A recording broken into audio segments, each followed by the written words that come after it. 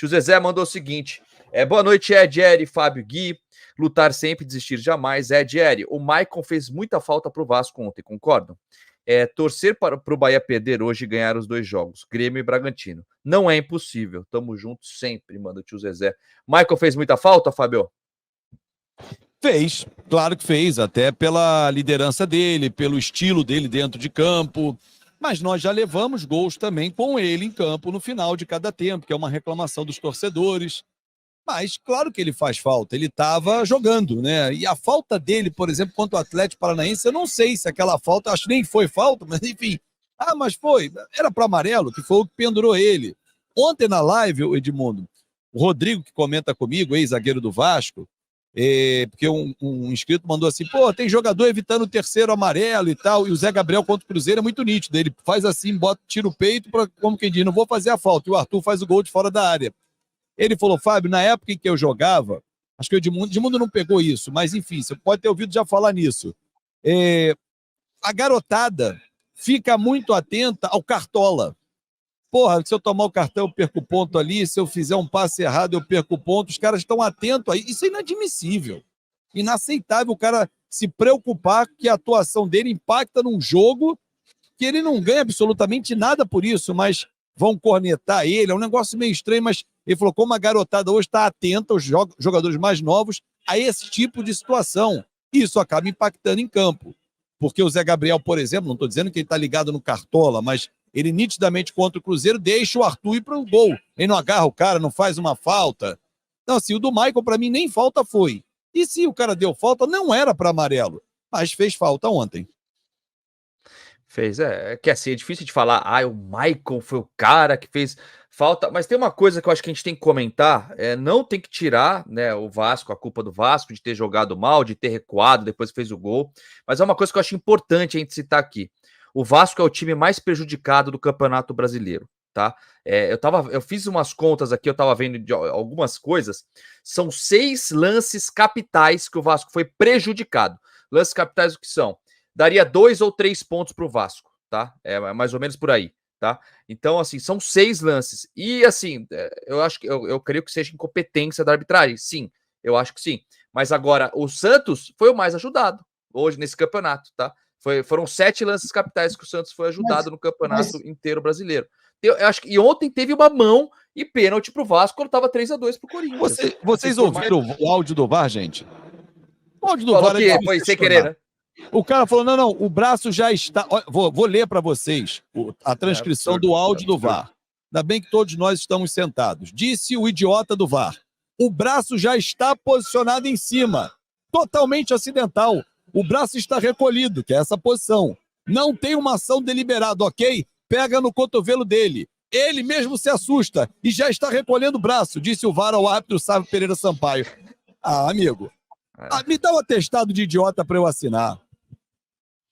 Eu não tô tirando a culpa do Vasco, tá? Da incompetência, de planejamento, etc. Mas é uma coisa que tem que ser falada também, né, o Eric Johnson? Não adianta. Não, mas eu acho pertinente a fala, independente se foi ou não foi pênalti, é interpretativo, não sei. A regra nunca foi clara, sempre foi interpretativa. Acho que tem o pênalti de protocolo. Eu, como torcedor do Vasco, eu daria o pênalti. O do Moscardo ainda pior. Ok? Ok. Mas aí eu tô hoje aqui para falar mal da 777. Eles sabem absolutamente nada de futebol brasileiro, porque não fazem política, não vão à FERJ, não vão à CBF, e por isso talvez seja a explicação. Que a arbitragem é ruim? É. Ponto. Só que todo árbitro, e todo árbitro de vídeo, ele torce para algum time. Ele torce para algum time desde criança. Antes de ser jogador de futebol, Fábio, antes de ser jornalista, Eri, antes de ser ator, tem o seu time de futebol. Então, você tem que evitar que torcedores de times que estão ou rivais ou que estão lutando por alguma coisa no campeonato trabalhem nos jogos desses times. Para mim, isso é muito nítido. porque essa explicação é ridícula, porque esse tipo de pênalti aconteceu pelo menos umas 20 vezes nesse mesmo Campeonato Brasileiro, onde nós temos 10 rodadas, são 360 jogos. Se não me falha a memória, são 36 rodadas e são 10 jogos por rodada. Então, nesses últimos 360 jogos, 361, porque o Vasco já jogou na rodada, sem dúvida nenhuma, teve pelo menos uns 20 pênaltis de protocolo. Só que aí, quando é a favor da camisa que eles torcem, é dado ou pelo menos o VAR é chamado. Ontem nem essa prerrogativa existiu.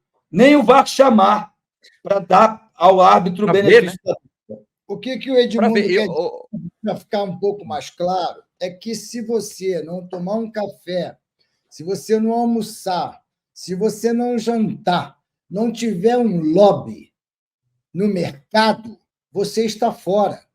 Então, o que aconteceu agora, eu não vou ficar falando, não, mas o que aconteceu agora com o Cruzeiro, que vai ter a torcida, isso aí é um negócio muito sério. Aí eu sinto, podem me crucificar. O problema é de cada um. Sinto uma falta do doutor Eurico Miranda. Porque, meu querido... Da hora, né?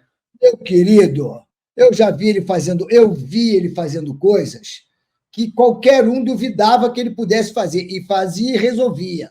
Porque esse tipo de sacanagem com o Vasco, que ficou 2 meses sem poder botar a torcida dentro de São Januário, e o Cruzeiro... 3 meses. 3, obrigado, perfeito, 3 meses. E aí o Cruzeiro faz um negócio seríssimo para o futebol brasileiro, que é extremamente desorganizado, é uma vagabundagem, sim. Aí ele vai jogar com torcida, nada contra o Cruzeiro. É um absurdo. Tudo a favor do Vasco, mas a favor do Vasco só nós torcedores. Isso é que foi o pior. E hoje, desculpa, Emiliano e Ramon Dias também são a favor do Vasco. E o time. Ô, Fábio, sabe, e eu não tô citando esses lances capitais que eu falei, que o Vasco é o mais prejudicado. Eu não estou citando ainda lances que penduram jogadores, como o senhor Daronco fez, tirando o Michael, por exemplo, do jogo num lance que não foi nem falta, ele dá amarelo. Eu não tô fazendo o Daronco quando operou o Vasco da Gama contra o Red Bull no primeiro turno, lá, que o jogo foi empatado, mas ele operou o Vasco da Gama lá, entendeu? Eu não tô citando esses lances. E o STJD, né? Que aí me desculpa, cara. O que aconteceu com o Cruzeiro é um tapa na cara do torcedor brasileiro, não só do vascaíno. Vai acabar o campeonato e o Cruzeiro vai jogar com torcida e vai cumprir um dia se cumprir. Vamos pegar um exemplo claro, gente. Em cima do que o Edmundo falou, Alexandre Galo, que eu não sei a função dele, diretor, enfim, diretor do Santos. Diretor do Santos vai à CBF tomar um café com a comissão de arbitragem. É só buscar aí. 2 jogos ou 3 depois, Soteldo entra na área contra o Corinthians, pisa no pé do Bruno Mendes, o Daronco, pênalti. O VAR chama, ele olha, pênalti, tá certíssimo. Aí o que faz? Aí ele bateu e empatou o jogo, 1-1. O que fez a comissão de arbitragem? Não, Daronco, você errou. Vamos afastar o Daronco. Errou contra o Corinthians, mas beneficiou o Santos. 2 semanas depois, quem estava em campo apitando? Não preciso dizer mais nada, né? E assim, isso aí foi um afastamento, né?